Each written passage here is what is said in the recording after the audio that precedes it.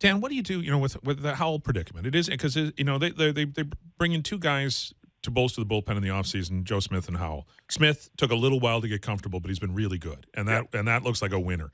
Yeah. Howell has never looked comfortable, as you say. He's been hurt. He's been not effective. But they don't have a lot of lefty options either in the pen now. Well, they have one other lefty option in the pen now. They have, I think, one guy in Buffalo right now. But you part of you thinks you got to keep trotting him out there until he gets comfortable because he's got a track record. But part of you thinks we can't afford to trot him out there anymore except in garbage situations, because you can't trust him. Like, right. What do you do?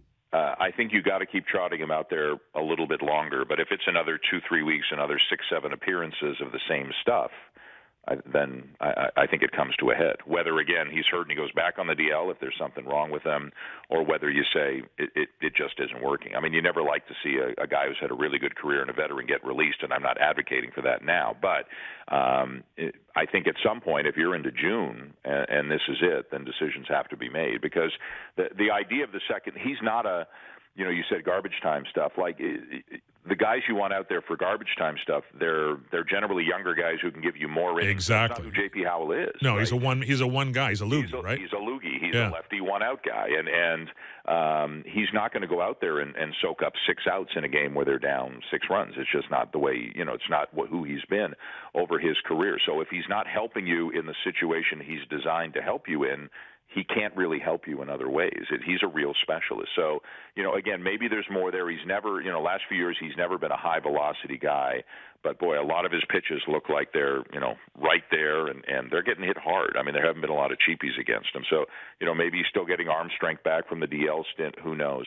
I think you got to keep trotting him out there a few more times and hope things get better. But if they don't, then maybe decisions have to be made.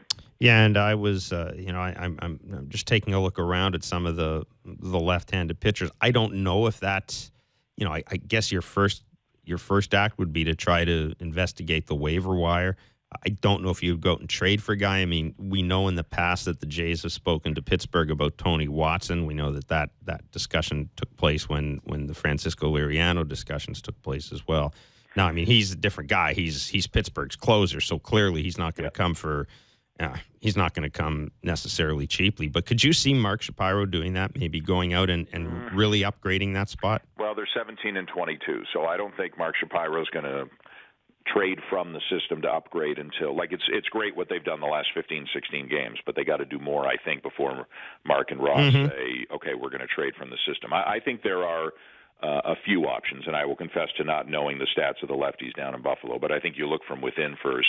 The advantage of a guy like Ryan Tepera is they feel he's good against lefties. Right. And you can get by with one lefty in a pen. And the Blue Jays, on a number of occasions last year, remember it was a revolving door of lefties last year.